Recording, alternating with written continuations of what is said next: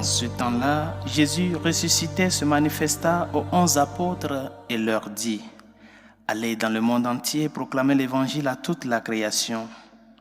Celui qui croira et sera baptisé sera sauvé. Celui qui refusera de croire sera condamné. Voici les signes qui accompagneront ceux qui deviendront croyants. En mon nom, ils expulseront les démons, ils parleront en langue nouvelle. Ils prendront des serpents dans leurs mains, et s'ils boivent un poison mortel, il ne leur fera pas de mal. Ils imposeront les mains aux malades, et les malades s'en trouveront bien. Acclamons la parole de Dieu. Louange à toi, Seigneur Jésus. Ils sont très peu. Ces saints dont l'Église célèbre la conversion, pour ne pas dire l'unique en la personne de Saint Paul. Ils sont très peu. D'habitude, l'Église célèbre la naissance des saints au ciel, c'est-à-dire le jour de leur mort terrestre, qui est au même moment leur naissance dans la Jérusalem céleste. Mais l'Église nous invite à célébrer la conversion de Saint Paul parce que ce fait constitue un début et une nouvelle histoire à travers cette rencontre avec le Seigneur. Ils sont beaucoup ces grands saints qui ont vécu des histoires de conversion grandioses. Saint Augustin, par exemple, c'est l'une des grandes conversions qui s'est produite dans l'Église, et il y en a d'autres.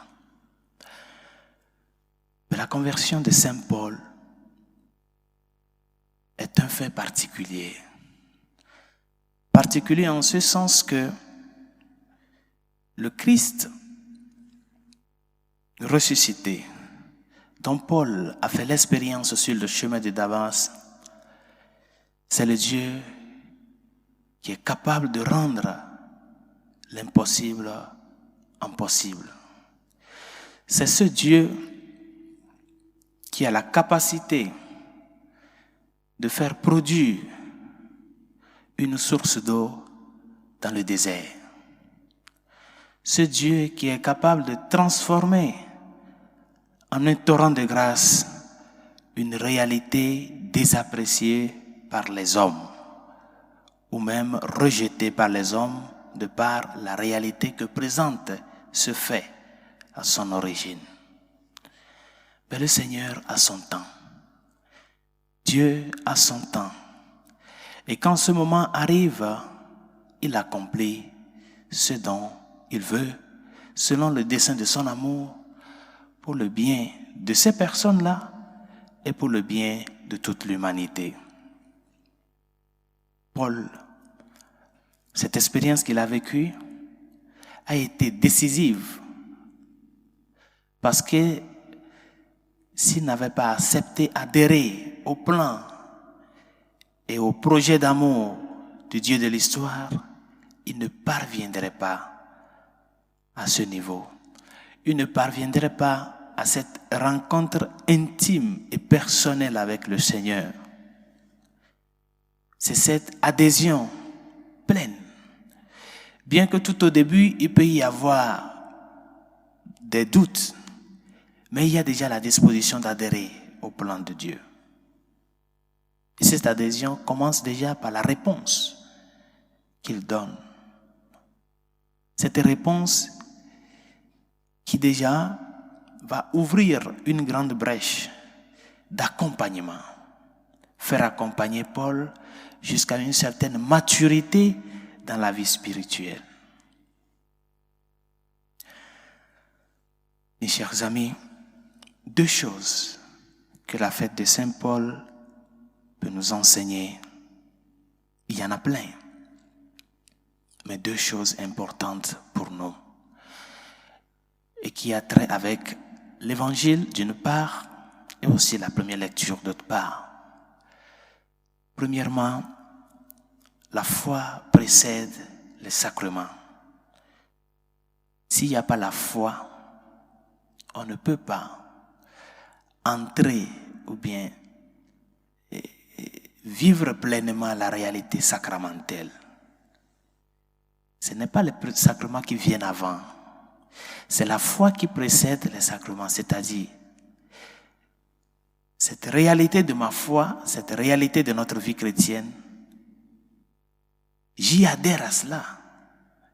Et cette adhésion première m'amène à pouvoir me fléchir devant le mystère.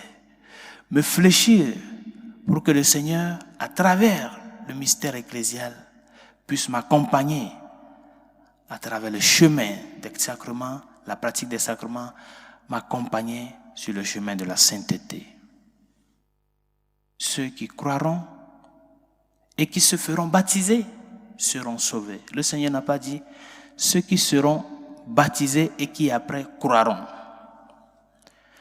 Parce que cette dynamique, elle est très importante. Cette foi qui est la semence première et qui permet qu'avec le sacrement, cette semence grandisse. Cette semence parvienne à la maturité.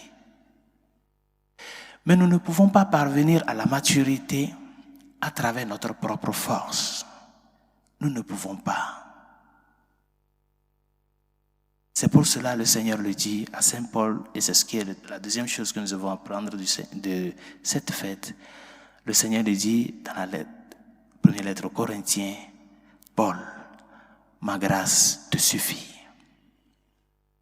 Ma grâce te suffit. Ma force se déploie dans ta faiblesse. Puis, chers amis, c'est Dieu qui nous appelle. Il connaît nos manquements. Il connaît qui nous sommes. Laissons-nous qu'il nous aide. Et le torrent de la grâce, ce sont les sacrements. Des sacrements qui doivent être précédés par cette foi première. Bien que cette foi soit infime, mais elle doit être là. Pour qu'au jour le jour que nous faisons le chemin, implorant le Seigneur que sa grâce puisse nous aider à parvenir à cette maturité, que nous puissions, au fur et à mesure que nous avançons,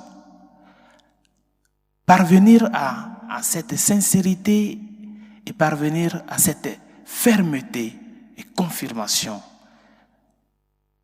avec le Seigneur. Bien chers amis, mettons-nous au service du Seigneur avec tout ce que nous sommes et tout ce que nous avons. Notre corps, esprit et âme. Nos biens matériels, spirituels et tout autre. Mettons-nous au service du Seigneur, comme Saint Paul. Avec cette même force qu'il persécutait les chrétiens, c'est avec cette même force qu'il a entrepris, par la grâce du Seigneur, l'œuvre de l'évangélisation. Il est parvenu jusqu'aux confins de la terre pour annoncer le Christ ressuscité. Et c'est ce Christ ressuscité qui constitue la source et l'argument principal de la rencontre de Paul avec le Seigneur. S'il n'y a pas résurrection, par conséquent, les morts ne vont pas ressusciter. Et si le Christ n'est pas ressuscité, vaine est notre foi. Que cette foi première qui nous a amenés à nous faire partir, appartenir à l'Église, grandisse avec les sacrements. Ces sacrements qui constituent le torrent de grâce à travers lequel le Seigneur nous aide à parvenir à la confession de sa divinité, de son amour et à l'action, c'est-à-dire nous mettre au service premièrement de lui et secondo de nos frères. La foi, les sacrements, ma grâce te suffit, Saint Paul. Cette grâce qui nous amène à confesser au jour le jour l'amour du Seigneur dans nos vies, à proclamer cet amour et à le proclamer à travers nos actions quotidiennes. Que Saint Paul intercède pour nous, afin que tous les jours constituent pour nous des opportunités de conversion, de découvrir au jour le jour le Seigneur qui vient à nous et qui se fait notre compagnon de route comme il a été pour les disciples d'Emmaüs. Que sa grâce nous y aide.